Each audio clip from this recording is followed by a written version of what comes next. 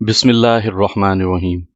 سامعین کرام، آپ سن رہے ہیں اردو ناول عمران سیریز بلو آئی، اور یہ اس سلسلے کی قسط نمبر 5 ہے۔ آپ اگر میرے چینل کہانی گھر پر نئے ہیں اور آپ نے ابھی تک میرا چینل سبسکرائب نہیں کیا تو ابھی میرے چینل کو سبسکرائب کر کے بیل آئیکن پر کلک کر دیں تاکہ آنے والی نئی کہانی کی اطلاع بر وقت آپ تک پہنچ سکے۔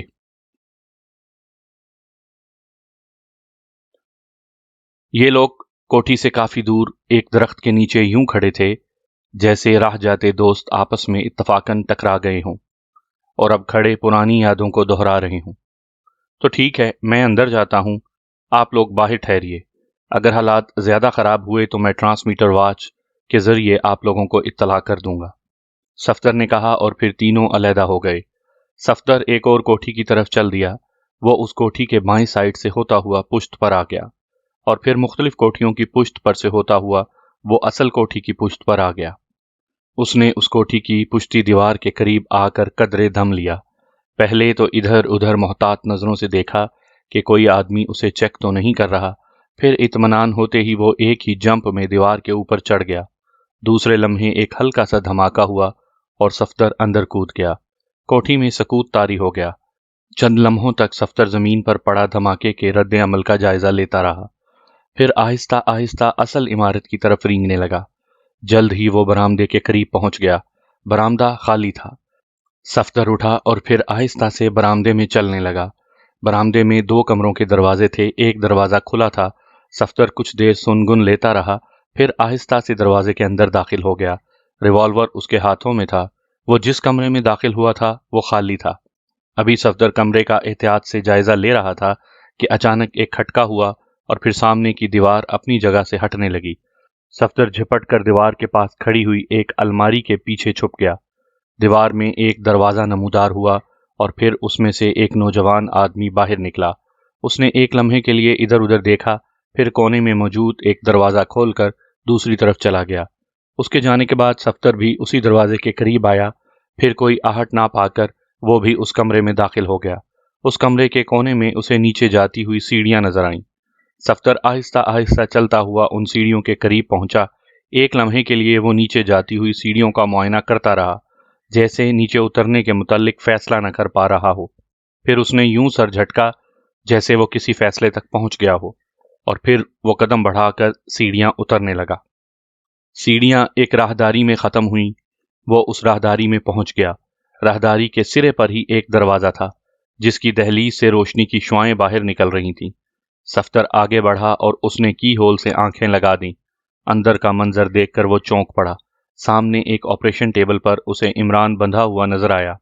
اس کے پاس ہی 2 آدمی موجود تھے، اور وہ نوجوان جس کے پیچھے وہ یہاں تک آیا تھا وہ بھی وہیں موجود تھا۔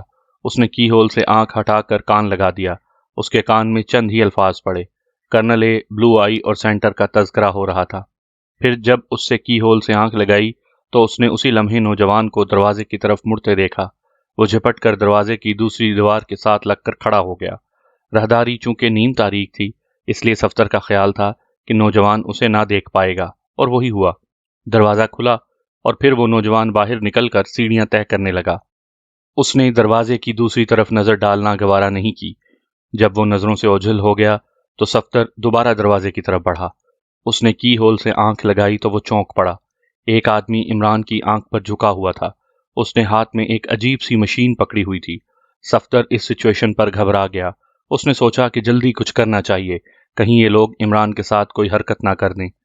چنانچہ دوسرے لمحے اس نے ایک جھٹکے سے دروازہ کھولا اور پھر اچھل کر اندر داخل ہو گیا۔ وہ آدمی جو عمران پر جھکا ہوا تھا چونک کر سیدھا ہو گیا۔ تم دونوں اپنے ہاتھ اٹھا لو ورنہ، صفدر نے انتہائی سخت لہجے میں حکم دیا، اور پھر اس سے پہلے کہ وہ سنبھلتا دور کھڑے دوسرے آدمی نے اس پر فائر کر دیا۔ ریوالور اس کے ہاتھ سے نکل گیا۔ وہ شاید ریوالور ہاتھ میں لیے کھڑا تھا۔ میز کی آڑ ہونے کی وجہ سے صفدر کو وہ ریوالور نظر نہیں آیا تھا۔ صفدر نے ریوالور ہاتھ سے نکلتے ہی اس آدمی پر چھلانگ لگا دی جو عجیب سی قسم کی مشین ہاتھ میں لیے کھڑا تھا۔ دوسرے آدمی نے دوسرا فائر کیا، مگر اب صفدر اس آدمی کی آڑ میں آ چکا تھا، اور دوسرے ہی لمحے گولی اس کی پیٹ میں گھستی چلی گئی۔ ایک زوردار چیخ سے کمرہ گونج اٹھا۔ یہ چیخ اس آدمی کی تھی جس کی آڑ میں صفدر نے پناہ لی تھی۔ صفدر نے ایک جھٹکے سے اس زخمی آدمی کو ایک طرف کیا اور دوسرے ہی لمحے اس نے پوری قوت سے وہ میز جس پر عمران لیٹا ہوا تھا الٹا دی۔ میز عمران سمیت دوسرے آدمی پر گری اور وہ میز کے نیچے آ گیا۔ صفدر نے جھپٹ کر اپنا ریوالور اٹھا لیا۔ جھٹکا لگنے سے عمران بھی ہوش میں آ گیا تھا، مگر وہ میز پر بری طرح کسا ہوا تھا۔ صفدر آگے بڑھا اور پھر اس نے میز کے نیچے سے نکلنے والے آدمی کے سینے پر ریوالور کی نال رکھ دی۔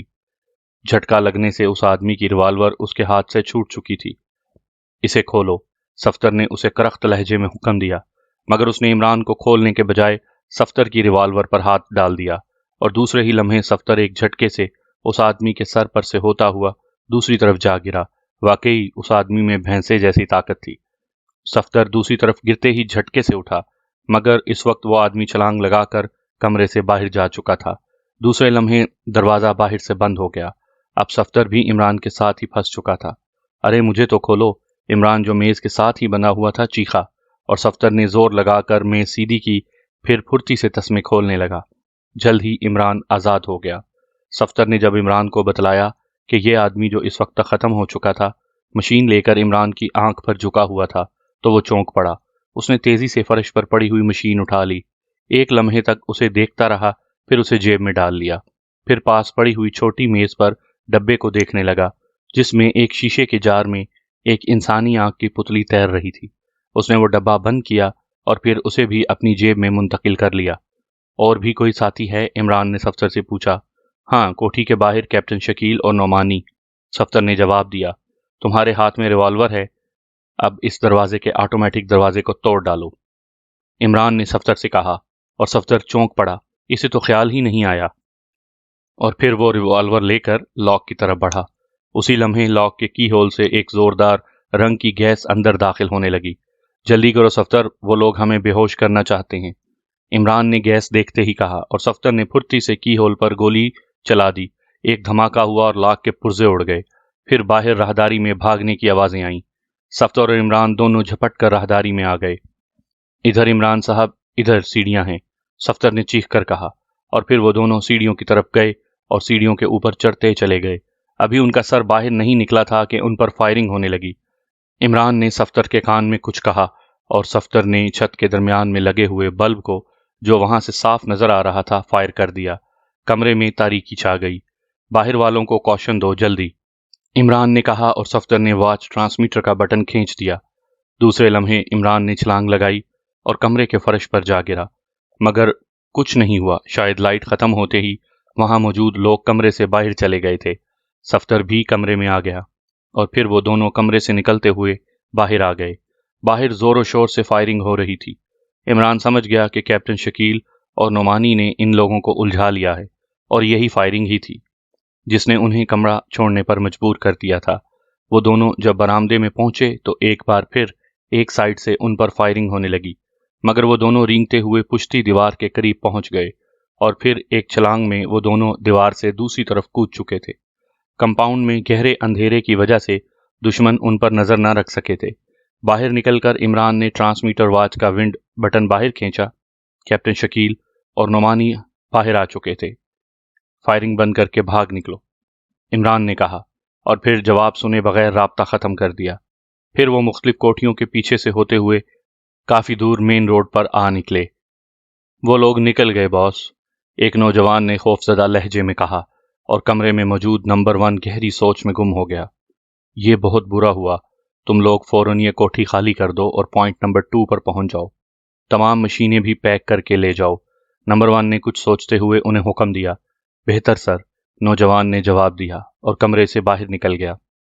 اس کے باہر جاتے ہی نمبر 1 ایک الماری کی طرف بڑھا، اور پھر اس نے الماری میں سے ایک ٹرانسمیٹر نکال کر باہر میز پر رکھا اور اس کا بٹن آن کر دیا۔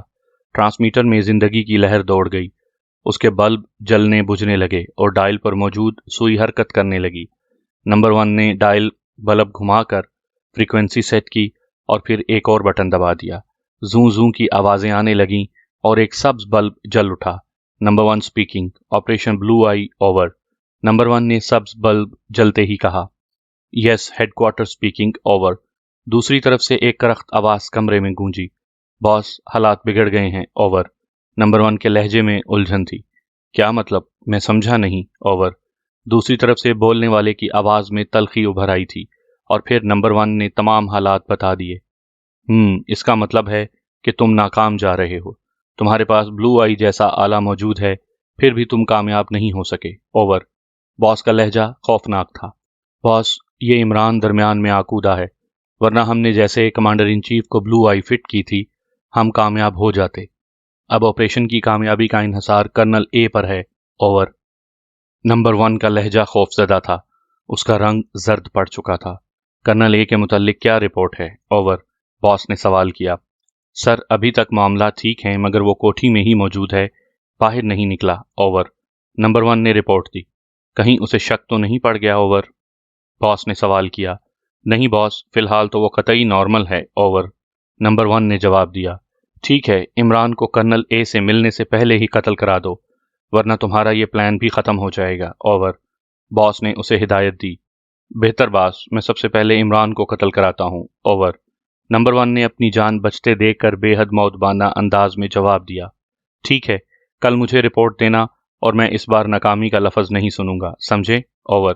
باس نے بھیڑیے جیسی غراہٹ سے کہا۔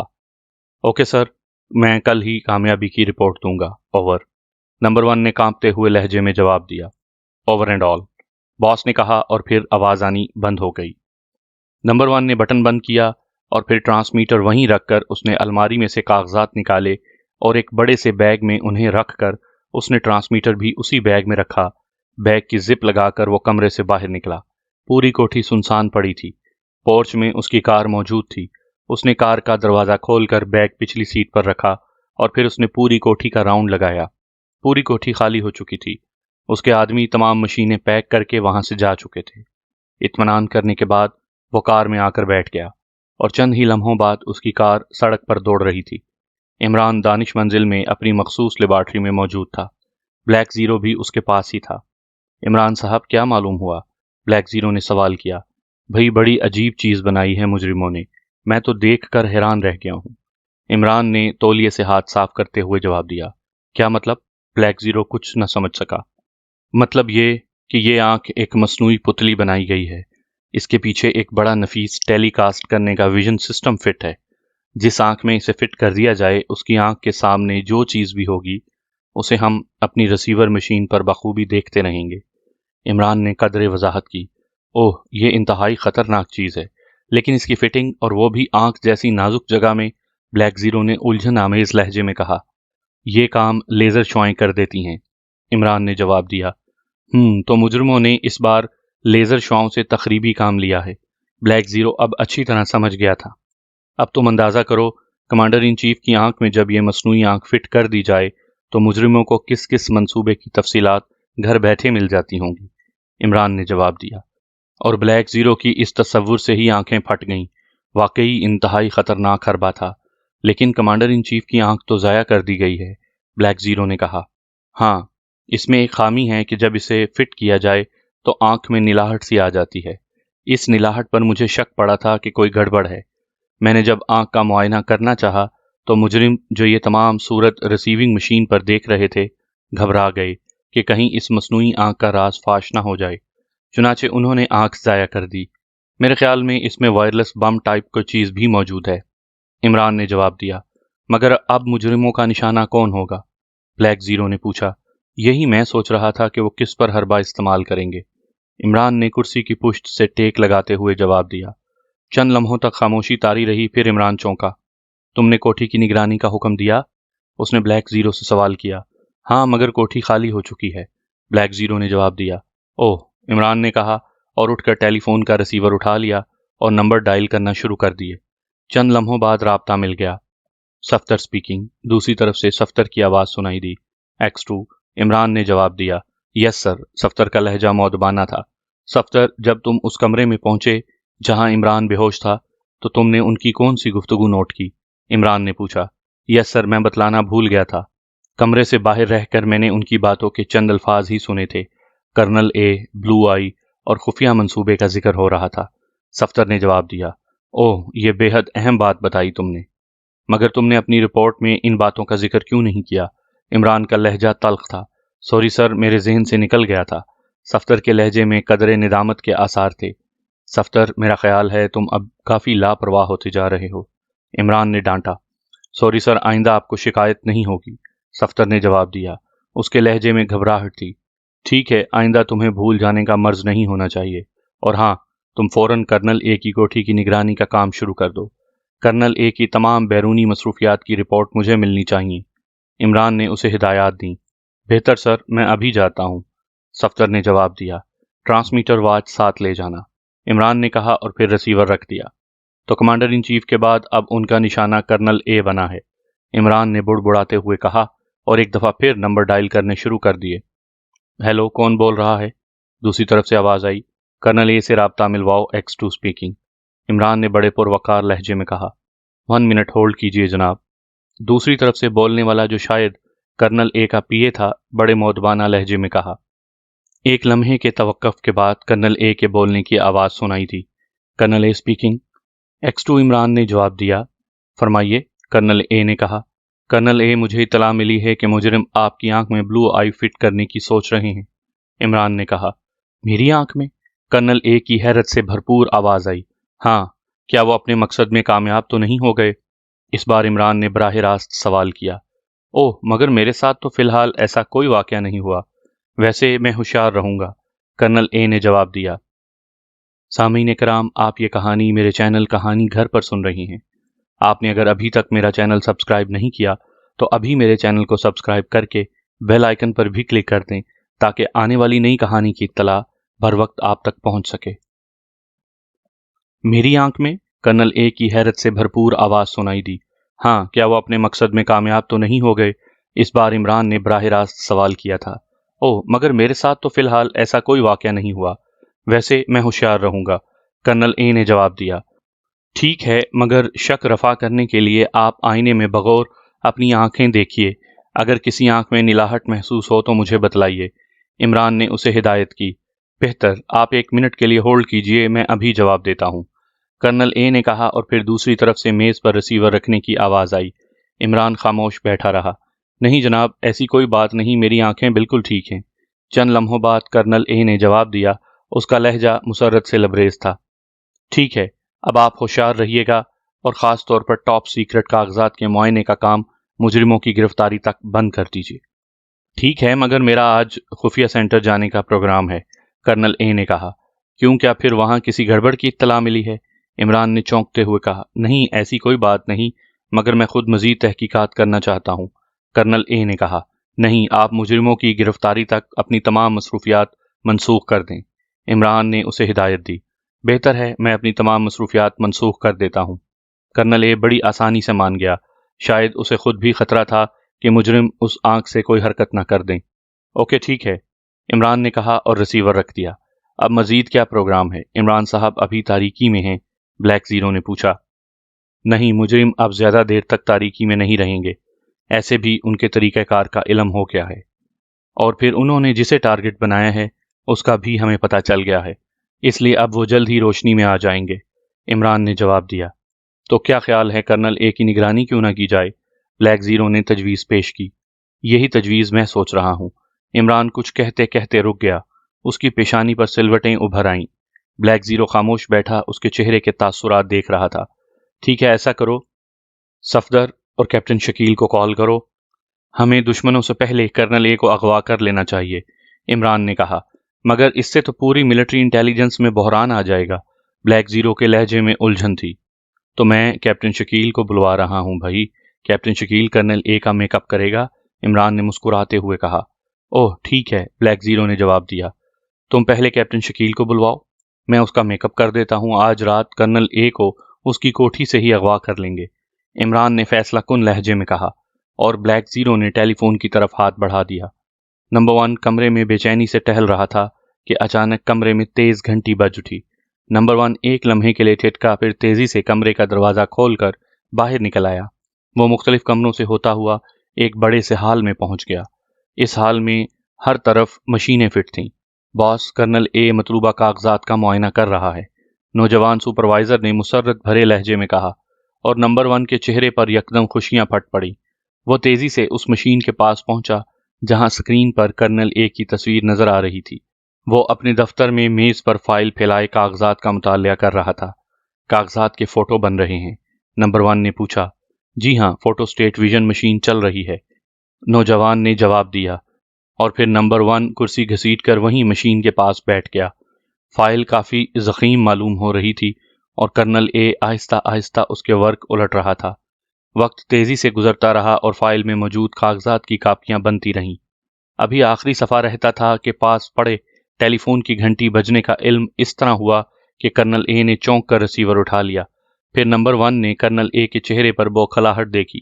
ایک لمحے میں ریسیور رکھ کر تیزی سے اٹھا اور پھر تیزی سے دفتر سے ملحقہ ریٹائرنگ روم میں گھس گیا۔ ریٹائرنگ روم میں وہ ڈریسنگ ٹیبل کے آئینے میں وہ اپنی دونوں آنکھیں بغور دیکھنے لگا۔ اوہ، تو اسے بلو آئی پر شک پڑ گیا ہے، نمبر 1 نے مٹھیاں بھینچتے ہوئے کہا۔ معلوم تو ایسا ہی ہوتا ہے۔ نوجوان سپروائزر کا چہرہ بجھا ہوا تھا۔ کرنل اے واپس دفتر آیا، اس نے ریسیور اٹھا کر کچھ کہا اور پھر فائل بند کر دی۔ اب اس کے چہرے پر بے پناہ شکنیں پھیلی ہوئی تھیں۔ آخری صفحہ رہ گیا، نمبر 1 نے بے چینی سے کہا۔ ہاں، مگر باقی تمام فائل کی فوٹو کاپیاں تو ہمارے پاس پہنچ گئیں، نوجوان نے جواب دیا۔ وہ کاپیاں مشین سے نکالو، میں انہیں دیکھنا چاہتا ہوں، نمبر 1 نے آپریٹر سے کہا، اور آپریٹر اٹھ کر سائٹ پر موجود ایک مشین کی طرف بڑھ گیا۔ اس نے مشین کا ایک بٹن دبایا۔ چند لمحے بعد مشین کا ایک خانہ کھلا اور پھر آپریٹر نے اس میں ہاتھ ڈال کر بہت سی فوٹو کاپیاں نکال لیں۔ اس نے وہ فوٹو کاپیاں لا کر نمبر 1 کے ہاتھ میں دے دیں۔ نمبر 1 بغور فوٹو کاپیوں کو دیکھتا رہا۔ مگر یہ تو کوڈ میں ہے اور کوڈ کی تو ساتھ موجود نہیں ہے، نمبر 1 نے تمام کاپیاں دیکھنے کے بعد کہا۔ میرے خیال میں کی آخری صفحے میں ہوگی، نوجوان نے کہا۔ ہاں، اور وہی اہم چیز تھی، اس کے بغیر تو یہ کاپیاں قطعی بیکار ہیں، نمبر 1 نے پریشان لہجے میں کہا اور پھر سکرین پر دیکھنے لگا۔ اوہ، یہ کہاں جا رہا ہے؟ اس نے چونک کر کہا، کیونکہ کرنل اس وقت کار میں بیٹھ رہا تھا۔ فائل اس کے ساتھ ہی ہے، نوجوان نے بتلایا۔ پھر وہ کار چلتی دیکھتے رہے۔ یہ ملٹری ایریا تھا۔ جلد ہی کار ایک بہت بڑی عمارت کے پورچ میں جا کر رک گئی۔ پھر کرنل اے نیچے اترا اور پھر مختلف برآمدوں سے ہوتا ہوا وہ ایک دفتر میں گیا۔ دفتر کے انچارج نے کھڑے ہو کر اسے سلوٹ کیا۔ اس نے جواب دیا اور پھر ہاتھ میں پکڑی ہوئی فائل اس انچارج کو دے دی۔ انچارج نے فائل کھول کر تمام کاغذات چیک کیے اور پھر ایک رجسٹر کھول کر کرنل اے کے سامنے رکھ دیا۔ کرنل اے نے اس رجسٹر پر اندراج کرنے کے بعد دستخط کیے اور باہر نکل آیا۔ اوہ، اس نے تو ریکارڈ روم میں فائل واپس بھجوا دی ہے، نمبر 1 بے اختیار کھڑا ہو گیا۔ ہاں، میرے خیال میں اسے پتہ چل گیا ہے کہ اس کی آنکھ میں بلو آئی فٹ کر دی گئی ہے، نوجوان نے کہا۔ ہاں، بڑے موقع پر اسے اطلاع ملی ہے، میرے خیال میں اس بات کی اطلاع اسے عمران نے دی ہوگی، نمبر 1 نے کہا۔ وہ ہماری ایک بلو آئی اور سپر مشین بھی تو عمران کے قبضے میں ہے، نوجوان نے کہا۔ ہاں، مگر وہ اسے نہیں سمجھ سکے گا، اسے سمجھنا ہر ایرے غیرے کے بس کا روگ نہیں ہے، نمبر 1 نے اطمینان سے کہا۔ اچھا، میں چلتا ہوں، کوئی خاص بات ہو تو مجھے اطلاع کر دینا، نمبر 1 نے کہا، اور پھر کاغذات کی فوٹو کاپیاں ہاتھ میں پکڑ کر ہال سے باہر نکل آیا۔ کرنل اے دانش منزل کے مخصوص کمرے میں موجود تھا۔ رات ہی اسے اس کوٹھی سے اغوا کر لیا گیا تھا اور اب کرنل اے کی جگہ کیپٹن شکیل نے لے لی تھی۔ صبح ہوتے ہی عمران بلیک زیرو کو لے کر اس کمرے میں داخل ہوا۔ دونوں نے اپنے چہروں پر نقابیں لگا رکھی تھیں۔ کرنل اے ابھی تک بے ہوش تھا۔ اسے ہوش میں لاؤ، عمران نے بلیک زیرو سے کہا اور بلیک زیرو نے الماری سے ایک شیشی نکال کر کرنل اے کی ناک سے لگا دی۔ چند لمحوں بعد کرنل اے نے کسما کر آنکھیں کھول دیں۔ چند لمحے وہ اسی طرح خالی الذہنی کی کیفیت میں مبتلا صوفے پر پڑا رہا، پھر اچھل کر بیٹھ گیا اور اب غور سے ان دونوں نقاب پوشوں کی طرف دیکھ رہا تھا۔ کون ہو تم؟ اس نے الجھے ہوئے لہجے میں کہا۔ ادھر عمران جو بغور کرنل اے کی طرف دیکھ رہا تھا اچھل پڑا۔ کرنل اے، تم نے جھوٹ کیوں بولا کہ تمہاری آنکھیں ٹھیک ہیں؟ عمران کے لہجے میں بے پناہ تلخی تھی، اور ادھر عمران کی بات سن کر بلیک زیرو بھی چونک کر کرنل اے کی آنکھوں کو دیکھنے لگا۔ دائیں آنکھ میں پھیلی ہوئی نلاہٹ صاف نظر آ رہی تھی۔ مگر تم کون ہو؟ کرنل اے اس انکشاف پر گھبرا کر اٹھ کھڑا ہوا۔ کرنل اے، میں تم جیسے آدمی سے اس غلط بیانی کی امید نہیں کر سکتا تھا۔ عمران کا لہجہ بدستور تلخ تھا۔ تم کون ہو اور میں کہاں ہوں؟ اس کا جواب دو۔ کرنل اے اب اچانک اعصابی حملے سے سنبھل چکا تھا۔ X2، عمران نے جواب دیا اور کرنل اے اس بار واقعی بوکھلا گیا۔ جواب دو، تم نے غلط بیانی کیوں کی؟ عمران نے سوال دہرایا۔ دراصل بات یہ ہے کہ جب آپ کا ٹیلی فون مجھے ملا، میں اسی منصوبے سے متعلقہ فائل کا مطالعہ کر رہا تھا۔ میں نے سوچا کہ اگر میں نے سچ بتلا دیا تو کہیں اس سے مجھ پر تمام ذمہ داری ہی نہ آ جائے۔ چنانچہ میں نے فوری طور پر یہی فیصلہ کیا کہ پہلے میں یہ فائل متعلقہ ریکارڈ روم میں جمع کروا دوں، پھر اس بات کا اقرار کروں گا کہ مجرم مجھ پر حربہ استعمال کر چکا ہے۔ کرنل اے نے شکست خوردہ لہجے میں تمام تفصیل بیان کی۔ یہ ایک نئی بات ہے، اس کا مطلب ہے کہ فائل کی فوٹو کاپیاں مجرموں کے پاس پہنچ گئی ہیں۔ کرنل اے، تم نے بھیانک غلطی کی ہے۔ اگر تم اسی وقت بتلاتے تو ہم مجرموں پر ہاتھ ڈالنے کی کرتے، مگر اب بہت وقت گزر چکا ہے۔ ممکن ہے مجرم وہ فوٹو لے کر ملک سے باہر پہنچ گئے ہوں۔ عمران کے لہجے میں بے پناہ سختی تھی۔ مگر کیسے؟ کرنل اے اس انکشاف پر ہکا بکا رہ گیا۔ ہم واپس آ کر آپ کو بتلاتے ہیں کہ آپ نے کتنی خوفناک غلطی کی ہے، عمران نے کہا، اور پھر وہ دروازے کی طرف چل دیا۔ کرنل اے گم سم صوفے پر ہی بیٹھا رہ گیا۔ عمران اور بلیک زیرو کمرے سے باہر نکل آئے۔